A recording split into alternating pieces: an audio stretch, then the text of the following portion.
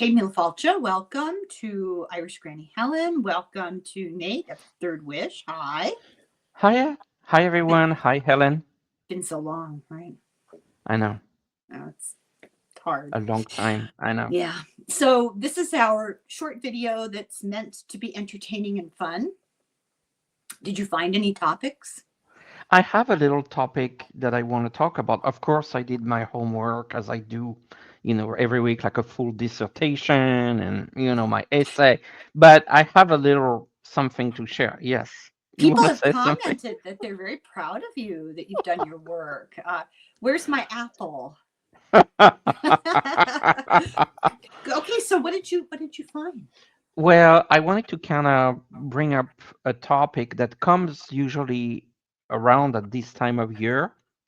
So I am a big fan of the Eurovision Song Contest, and Oh, I go every year. And so pretty much all the songs have come through. And so I thought I would talk a little bit about the song that represents Ireland in your honor. let me take a So wild guess. Is it an old guy in a cap who's tiddling? Do you know what tiddling is? no, I don't know what to do. Google it. I'm not. I know how to tiddle. It's a kind. Re- It's a kind of nonsense, like scatting for the Irish. Oh, Scatting. Uh, God, I can't do it. But people like Ella Fitzgerald and those people would do oh it. Yeah, yeah, yeah. okay. Well, Nonsense syllables. so last year you might or might not remember it was kind of one of the extreme actually songs. It was kind of a witch, very dark and doing some sort of exorcism on stage. I So kind that of was remember that. Yeah, yeah. yeah. So Ireland came this year with a totally different song. It's a like pop song, kind of futuristic pop, I would say. And the singer is actually from Norway because you don't it doesn't have to be from your country. Maybe you didn't know that. But so No, the I didn't know that. yes, so the singer's from Norway. She has a very distinctive voice. It's like a baby voice a little bit, very high pitch. And the song is called Like a Party. So Laika party. Was Like that a a goddess or something? like a party as a way to sound like a party, Yeah, but what's but like a mean? Laika, and this is kind of where I'm going with this. It is the first dog that was sent to space by That's right. right, Oh, I and knew it sounded so familiar. Yes. yes, and so Laika was a female dog and was sent. I have my cheat sheet here. She flew on board Sputnik 2 in 1957. Unfortunately, she died. Yeah, I remember this when it happened and I was little, but I remember that being talked about, and being horrified, just horrified. Yeah. So the song is actually in honor of Laika, and it basically um, takes the idea of Laika is going to space, and she actually doesn't die, but she survives it, and they throw a party for Laika. So I thought it's kind of a cute story. And so this is the song, Laika Party, and Laika is going to space and she makes it this time. So this Norwegian singer, I don't think it's a big stretch, that they're using a Norwegian singer. There's an awful lot of Viking blood in Yeah. Ireland, Norse Yes, blood. I it's mean, not completely. literally, yeah, DNA. My daughter did her DNA profile, and it came out the way I told her it was going to come out. Almost entirely Irish from a particular part of Ireland, Mm, but then all the other extra miscellaneous was Scandinavian, I see. Norwegian. Yeah, doesn't So surprise me. Anyways, you or the viewers can watch this video. It's on YouTube, like a party. It's or if you search Eurovision Ireland 2025, you'll see the song. Performance. Yeah. And I will be talking more and more about this because I mean this is like the biggest topic for me at this time of year. Well, you know, Eurovision is much bigger. I mean, it's obviously nobody knows about it in the United States. No, Practically, it's unknown, but it's a huge cultural thing in Europe. I knew that. ABBA, the group ABBA, was come. discovered. Celine Dion was discovered. Oh, I didn't know that, but she's Yes, not I mean there's European. well, no, but again, she was representing Switzerland. She's Canadian, but she won while she was representing Switzerland, which is because you don't have to be a singer from that country to represent Right. them. Oh, I And understand that, but I would think France. no, she represents Switzerland, and actually the contest this year is in Switzerland, Oh, and there are talks that she will be there. oh, poor thing. She's been unwell, you know. I know it's still, and I will be there because I always go. Maybe you'll meet her. Well, could be, or Stranger things have more happened. like behind the scenes, yeah, Yeah. discussions. And so, anyways, You should this send is her a my. little message. You'll read her cards if you can go backstage. You give me a backstage pass, and I'll do a card reading for you. But kudos to this song. I think it's kind of cute that they do this in honor of Laika. Well, I just have to tell you, this is supposed to be fun, and now I'm thoroughly depressed.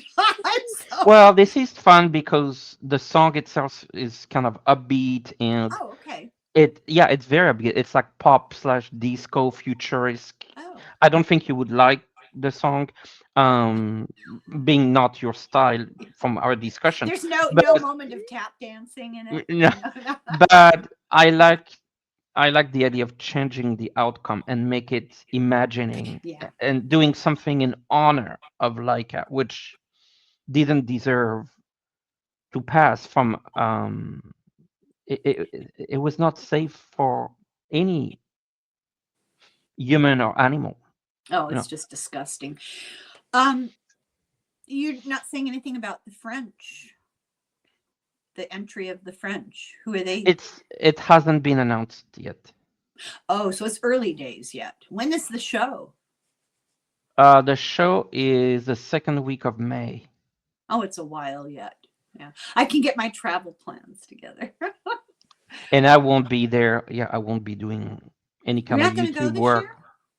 Oh, I'm going this year, which means that I'm not doing any YouTube work Oh, during while that you're gone. week. Yeah, we had to suffer through that last year too. I know, but then I have stories to share, and Right. it's still gonna be a very controversial.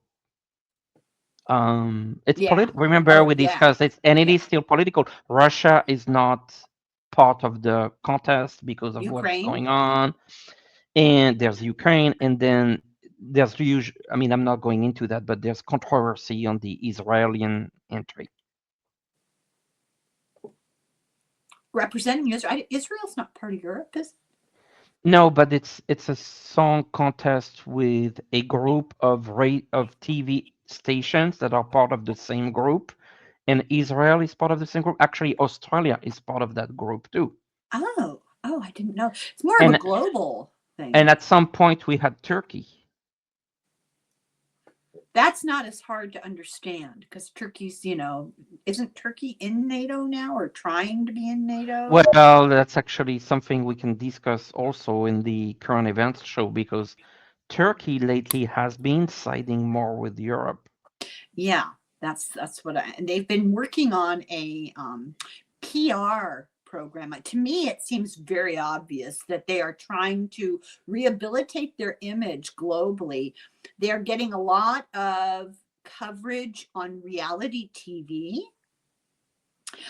Contestants from Turkey, and then a lot of camera work of the cute streets and the vendors and the food, and it to me it feels intentional. PR.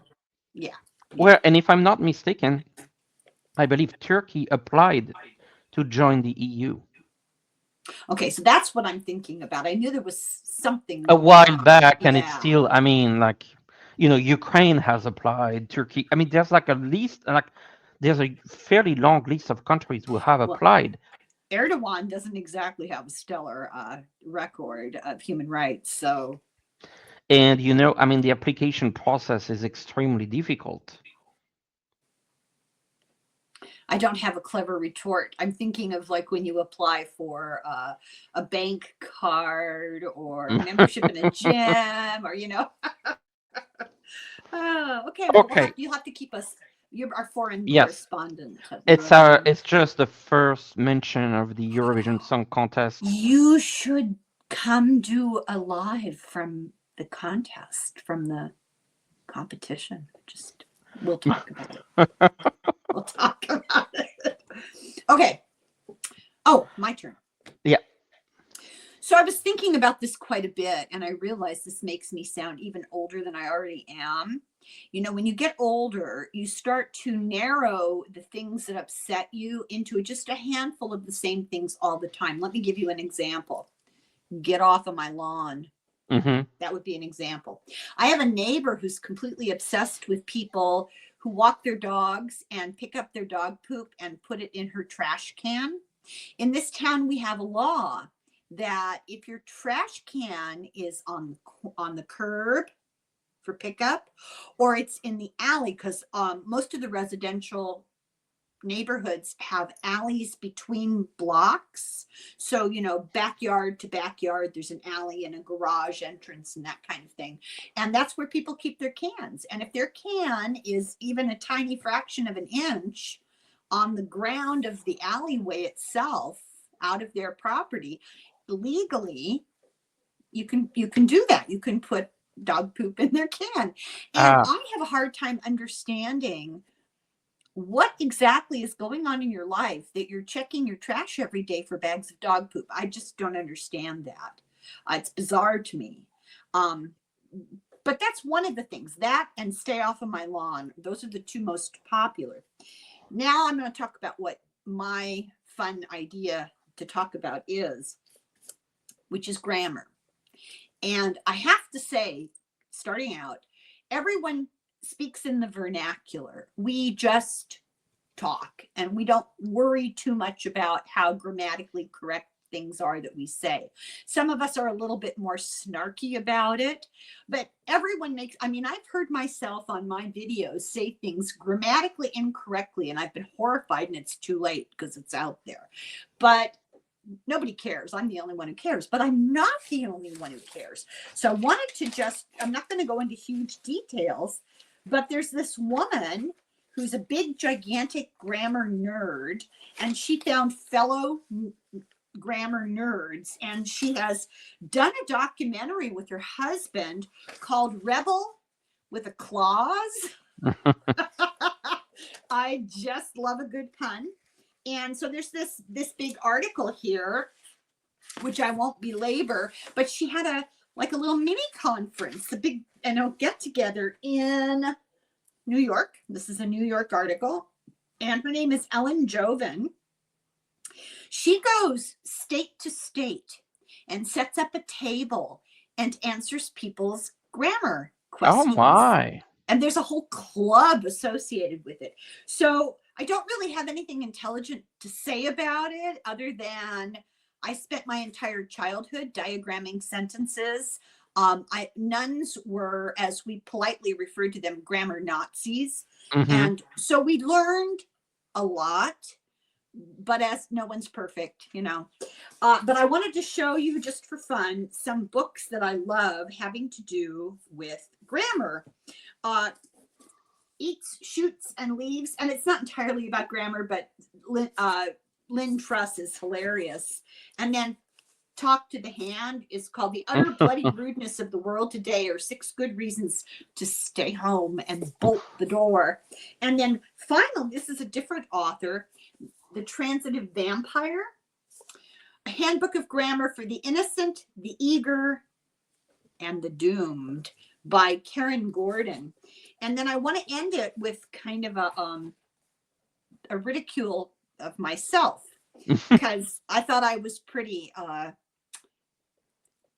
stuff teaching Latin, and I was staying 1 chapter ahead, so don't anyone get impressed. So I have this book. This is like the Bible of Latin grammar. Wow. All, the endings of verbs, and you had to memorize all these things. And you see, I got my little Post-its where I look things up a lot. And I was really proud of this book. I had this book for like 20, 25 years, and it's in good shape, right? It's in good shape because I made a cover for it when I first bought it. Out of, a brown paper bag, how you make covers. Okay. And then I wrote on it, A Student's Latin Grammar. Now, this is covered by the brown. I wrote A Student's Latin Grammar, and it took me a couple of years to realize I misspelled grammar. No way. Yes. It took me several years of studying languages to learn how to spell grammar in English. What mistake did you make? What mistake did you make? So it's 2 A's. I put an ER at the end. Oh, grammar. So rather than make a new cover, I wanted to humble myself. So I took a red pen and I crossed it out, and I spelled it correctly. And I no longer have the cover. Well, I actually still have the cover. It's tattered, and my children got a hold of this, and they would write things on it like, I hate Latin, Julius Caesar must die. And I put it in a scrapbook because it's so funny, Oh, this is funny. This is really funny. Yeah. So that's my first funny thing. Do you have another one? No. Well, I have an unhappy funny comment. I don't know how I feel about this. I talk a lot about illiteracy versus literacy, and how, for example, Louisiana